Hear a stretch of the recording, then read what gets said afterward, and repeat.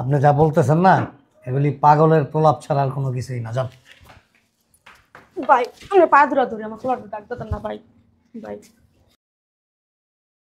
ভাই এই 500 টাকা আমি আপনাকে দিলাম, দয়া করে ফ্ল্যাট ডাক দিতেন ভাই। বলছি তো মানে মা বলে ফেলছি। ওই দিকে যান, আপনি বেরো না। এই যে আমার দিকে দেখেন। এই ঘাট ধাক্কা দিয়ে বের করেন। হ্যাঁ, ঘাড় ধাক্কা দিয়ে বের করতেছি, তবে বেরো না কেন, বেরো না কেন, বেরো বেরো বেরো বেরো বেরো। স্যার বয়স্ক মহিলা, আপনার মা না হোক, আপনি তার গায়ে হাত দিয়ে যান। তো কি করব? আপনি ওনাকে কিভাবে অফিসে ঢুকতে দিলেন? আপনি জানেন না আপনি স্যারের আম্মা যে মারা গেছে? খরচ নাই, আমি তোর মা। আমার মা? আমার মা তো কই মারা গেছে। আমার মা তো আজকে 3 বছর হয়েছে মারা গেছে। কি কস বাবা, তোর মা মরে গেছে, তা আমি কে বাবা? আসসালামু আলাইকুম। আমাদের অফিসে আপাতত কোনো বোয়া নিচ্ছে না, প্লিজ। ভাই আমি তো কাজে আসি নাই।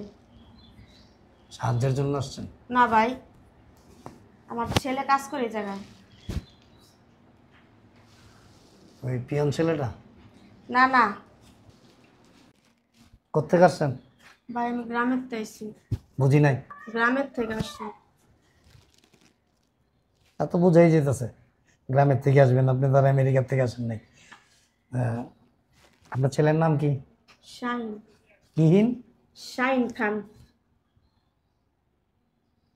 আচ্ছা ঠিক আছে। আপনার আমার ছেলের নাম শাহিন খান, এই অফিসের মালিক। আপনার কি মাথা ঠিক আছে? কে ভাই? সাথে কি তাবিজ টাবিজ আছে নাকি আপনার? না ভাই। তাবিজ কবজ নাই? না।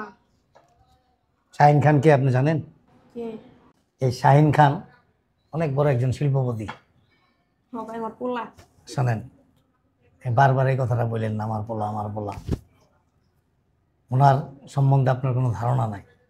ভাই একটু ডাক দেন না। আপনি যা বলতেছেন না এগুলি পাগলের প্রলাপ ছাড়া আর কোনো কিছুই না। যান ভাই আমরা পা ধরা ধরে আমার ফ্ল্যাট ডাক দেন না ভাই। ভাই ভাই এই 500 টাকা আমি আপনাকে দিলাম, দয়া করে ফ্ল্যাট ডাক দেন ভাই। উঠেন আপনি, ভাই পা ছাড়েন, উঠেন। টাকাটা আপনার হাতে রাখেন, ব্যাগটা হাতে নেন। আপনাকে আমি পাগল ভাবছিলাম, কিন্তু এখন মনে হইতেছে আপনি পাগল না। কিন্তু আপনার কাছে একটা রিকোয়েস্ট,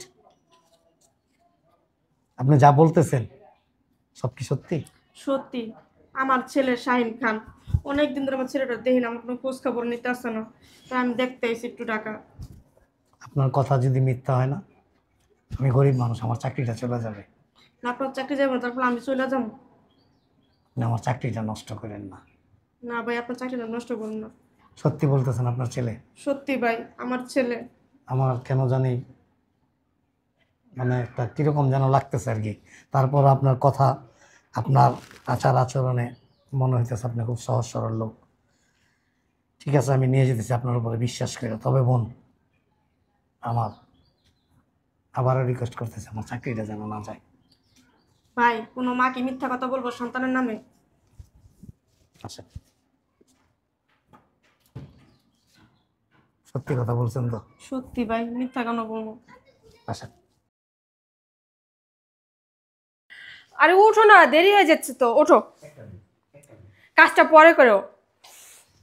আচ্ছা দাঁড়া, তুমিও না সবসময় শুধু ডিস্টার্ব করো। ড্রাইভারকে গাড়ি বের করতে বলেন। ঠিক আছে?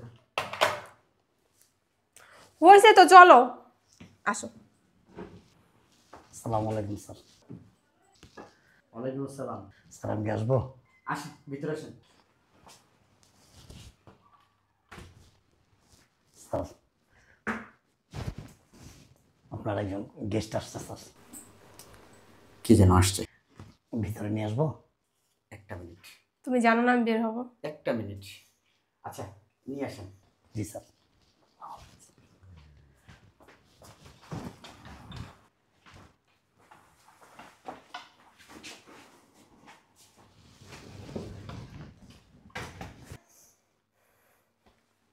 তোরা আম্মা এখানে কেন আসছে? তুই ফোন দিছ হ্যাঁ আসার জন্য? যদি অফিসে কোনো স্টাফ জানে এটা তোর মা, মানিজ্য থাকবো। আমি ফোন দিইনি তো, কীভাবে আসছে আমি জানি না তো। এখন বের কর। বাবা ভালো আছোস? কে আপনি? কে? আমি তো চিনতে পারলাম না। কার কাছে আসছেন? বাবা চিনতে পারস নাই? আমি তোর মা। আমার মা? আমার মা তো কই মারা গেছে। আমার মা তো আজকে 3 বছর হয়েছে মারা গেছে। কি কস বাবা? তোর মা মরে গেছে, তা আমি কে বাবা? আপনি কে ও জানবে কিভাবে? হ্যাঁ, আমার শাশুড়ি তো অস্ট্রেলিয়া থাকতো, ও জায়গায় মারা গেছে, ওখানেই মাটি দিছি। হ্যাঁ, আমার মা অস্ট্রেলিয়া থাকতো, ওইখানে মাটি দিছি। আমি আগেই বলছিলাম আপা, স্যার বলতেছে আপনি স্যারের মা না, স্যারের ওয়াইফও বলতেছে যে আপনি ওনার শাশুড়ি না। ওনার মা মানে স্যারের মা অস্ট্রেলিয়াতে মারা গেছে, ওইখানেই দাফন কাফন করছে। আপনি অযথা কেন অফিসিয়াল সময় নষ্ট করতেছেন প্লিজ? না ভাই, এইটাই আমার ছেলে আর এটা আমার ছেলের বউ। মিথ্যা কথা বলতেছে ভাই।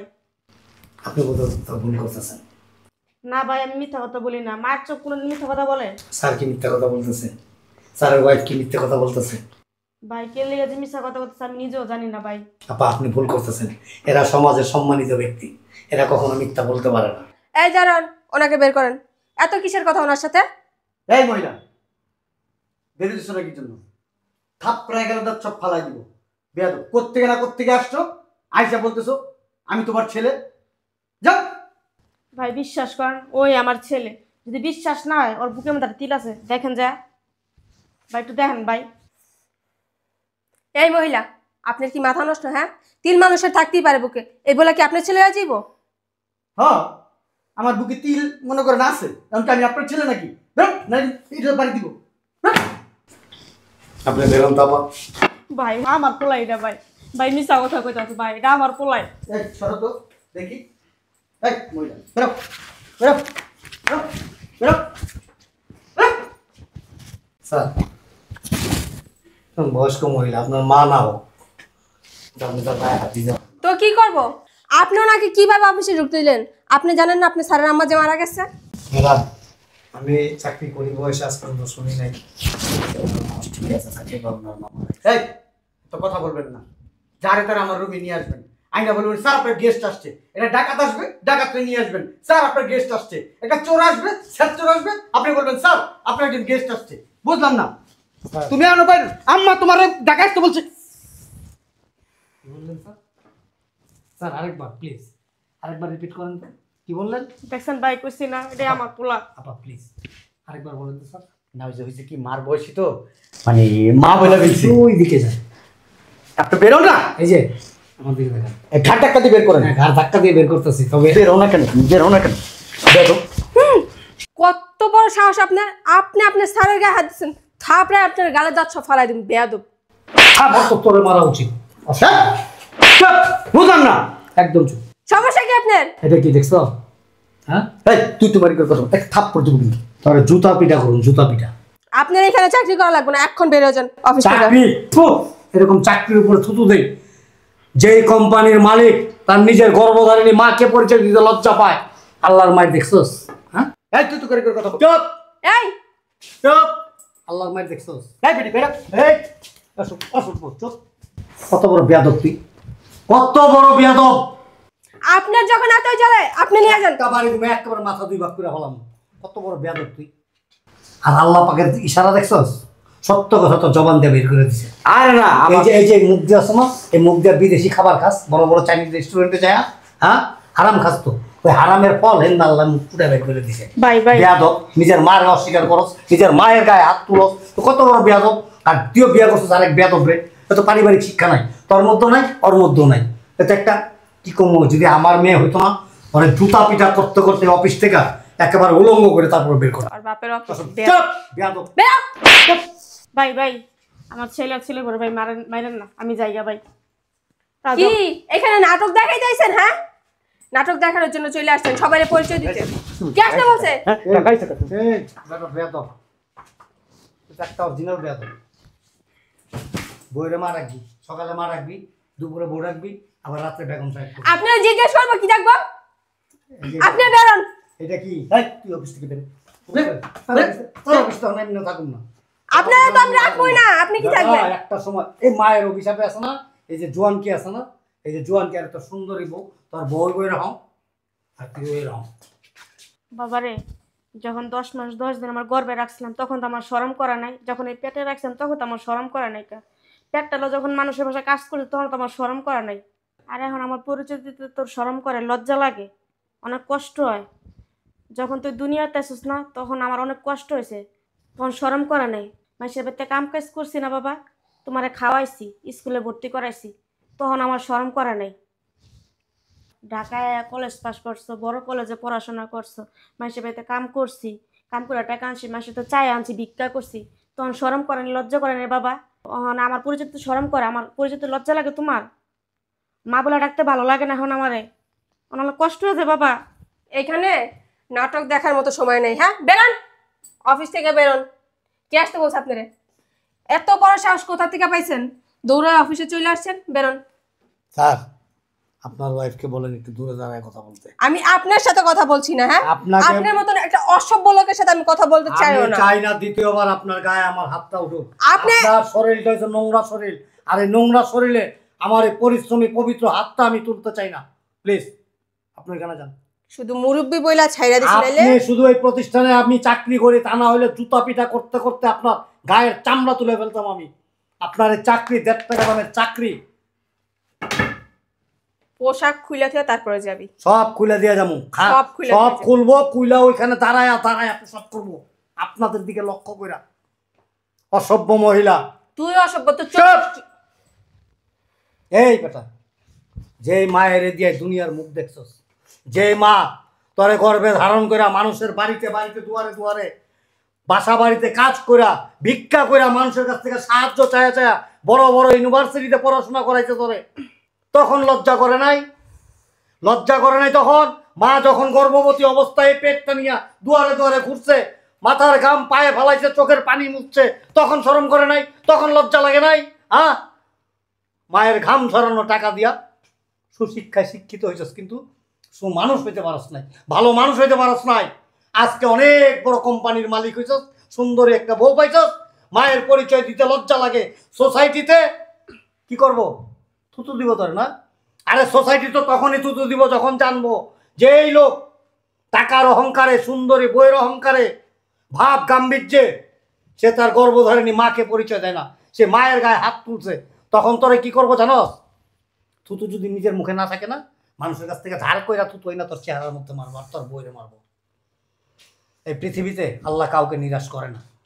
আমি মনে করবো আজকের থেকে যেটা আমার বোন, আমি আমার সর্বস্ব দিয়া তাকে আমি লালন পালন করব, তার তিল পরিমাণ কষ্ট হইতে দিব না।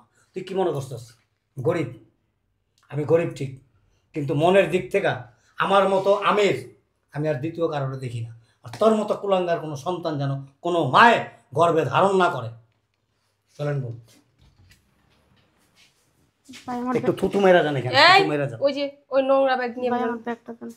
এটা নোংরা না, এটা এই অসভ্য মহিলা, তোর শরীরের চাইতে পবিত্র, তোর দামি পোশাকের চাইতে পবিত্র। টাকায় রেখেছ আবার? আরে তোর চাইতে তো একটা ব্যাঙের বাচ্চাও ভালো, ব্যাঙের বাচ্চা। চলেন। বের হন। মনে করবেন আপনার কোনো সন্তান নাই, একটা মৃত সন্তানের জন্ম দিছিলেন, মরিয়া গেছে, দাফন কাফন কইরা দিছেন, বাস শেষ। আর তুই তুই আজকের থেকে মনে করিস, তুই যে কইছস না কোন দেশে জানি তোর মা মারা গেছে, অস্ট্রেলিয়া, তুই মনে করবি অস্ট্রেলিয়ায় তোর মা মারা গেছে, আর তোর বর্তমান মা এটা। সব বেয়াদব, চলেন। ছোট লোক কোথাকার। চলেন আপা, চলেন, আসেন। কোলে নিয়ে বসায় দেখেন। কি দেখো? হ্যাঁ, একটা ছোট লোক গরিব আমার গায়ে, তোমার গায়ে হাত তুলো, তুমি কিছু বললে না? সমস্যা কি তোমার? তোমার কি সাথে হাত নাই? শোনো, অফিসের স্টাফরা সবাই টাকায় ছিল, এই জন্য তেমন একটা কথা বাড়াই নেই। যদি কথা বাড়াইতাম না আর অপমান বেশি হইতাম। এক কাজ করি, কোথায় যেন যাবো, চলো। তুমি যাও, তুমি আমার বাড়িতে সীমানা আসবে না। তোমার সামনে আমার এত অপমান করলো, তুমি কিচ্ছু বলতে পারলা না। অসভ্য লোক একটা। শোনো না, এই